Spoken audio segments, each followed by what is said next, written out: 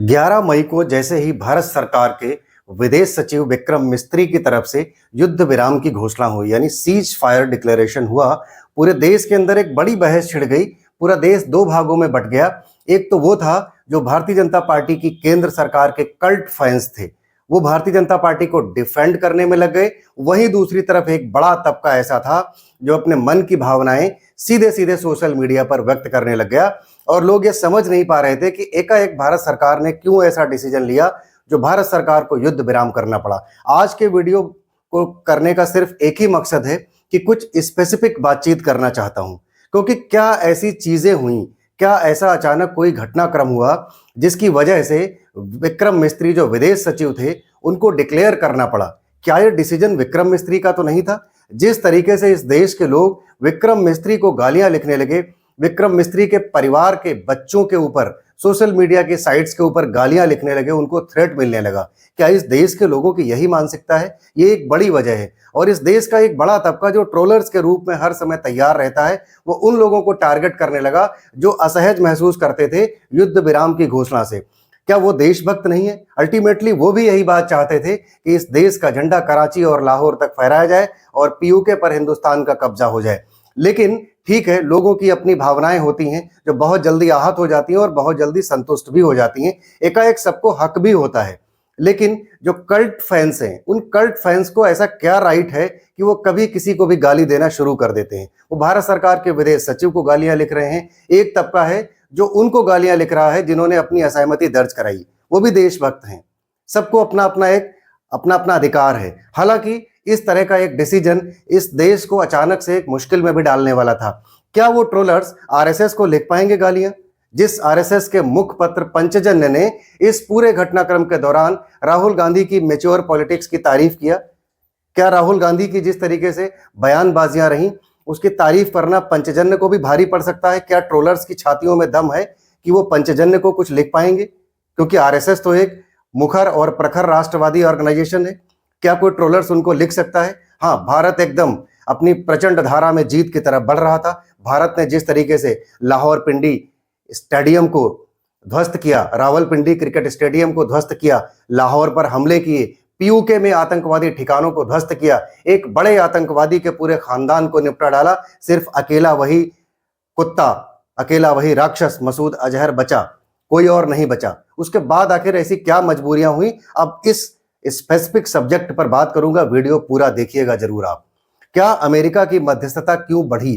क्या वाकई भारत ने पाकिस्तान के परमाणु ठिकानों के आसपास हमला कर दिया, जिसको किराना हिल्स कहा जाता है? सरगोथा हिल्स पर भूकंप के झटके महसूस किए गए। क्या वहां से पाकिस्तान अपने पोपा यानी डोनाल्ड ट्रंप के आगे रोना गिड़गिड़ाना शुरू किया?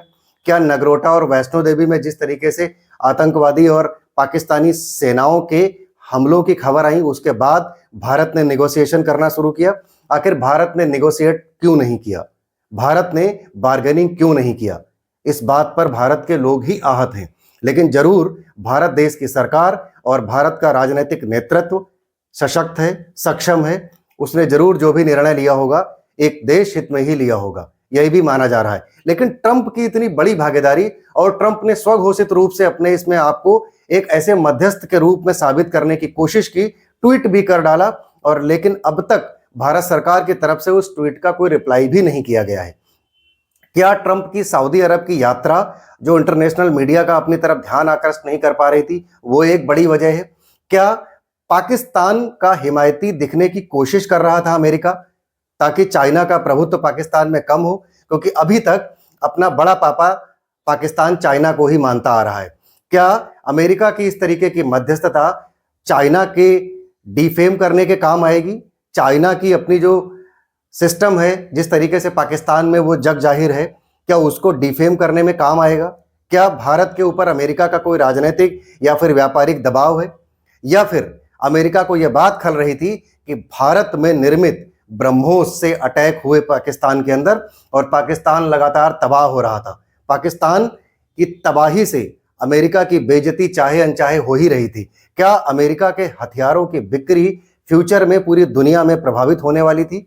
क्या भारत के वीर सैन्य लड़ाकू लोग अमेरिका की भद पीट रहे थे, या फिर पाकिस्तान के परमाणु ठिकानों पर हमला करके भारत ने जिस तरीके से अपनी प्रचंड ताकत का एहसास पूरी दुनिया को कराया, उससे अमेरिका तक हिल गया और अमेरिका को बीच में गिड़गिड़ा गिड़गिड़ा कर भारत से यह कहना पड़ा कि आप अपनी तरफ से युद्ध रोक दीजिए। एक और बड़ा कारण बताता हूं, भारत ने नो फर्स्ट अटैक भी साइन किया है, यानी परमाणु हमलों से नो फर्स्ट अटैक भारत करेगा।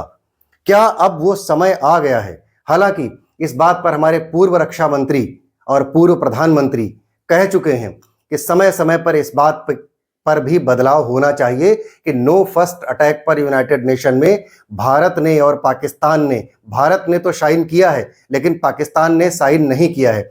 तो पाकिस्तान हमला कर सकता था परमाणु अटैक से, उससे पहले ही भारत ने अपनी ताकत का एहसास कराते हुए पाकिस्तान के परमाणु हथियारों के जखीरे के आसपास के इलाकों में जिस तरीके से बड़ा अटैक किया। गुप्त खबर यह भी आ रही है कि पाकिस्तान में परमाणु हथियारों का बड़ा क्षरण हुआ है, पाकिस्तान डरा सहमा हुआ है, पाकिस्तान ने अमेरिका के आगे अपने घुटने टेके हैं और तभी मजबूरी में पाकिस्तान ने भारत के आगे भी घुटने टेके हैं। लगातार पाकिस्तान का विदेश मंत्री, पाकिस्तान के मंत्रालय के लोग भारत सरकार के आगे गिड़गिड़ाते नजर आ रहे थे कि आप हमले रोक दीजिए। भारत ने अपनी ताकत का जिस तरीके से एहसास कराया, पूरी दुनिया ने उसका मुजाहरा देखा हुआ है। भारत नो फर्स्ट अटैक पर साइन कर चुका है, लेकिन भारत अपने को डिफेंड करने में कहीं पीछे नहीं है। इस बात का एहसास इस पूरे हालिया घटनाक्रम में पूरी दुनिया को पता चल चुका है। इन सब घटनाक्रम के बावजूद भी भारत देश के लोगों को संयम रखने की जरूरत है, सरकार पर विश्वास रखने की जरूरत है, आपस में एकजुट रहने की जरूरत है, क्योंकि भारत सरकार का राजनीतिक नेतृत्व मजबूत है और भारत सरकार के विपक्ष के सारे नेता भी इस वक्त पूरी तरीके से, पूरी शिद्दत के साथ भारतीय जनता पार्टी की सरकार नहीं बल्कि देश की सरकार के साथ लगे हुए थे। सब लोग लगे हुए थे। फिर अचानक से सरकार का जो निर्णय आया वो वाकई एक हैरान करने वाला तो था, लेकिन जो भी होगा वह देश हित में होगा। इसी आशा के साथ हम भी इस बात की उम्मीद करते हैं कि पाकिस्तान को आने वाले फ्यूचर में इस बात का जवाब मिलेगा। निर्दोषों की हत्या के लिए पाकिस्तान को एक बार फिर से भुगतना पड़ेगा। जय हिंद, जय भारत।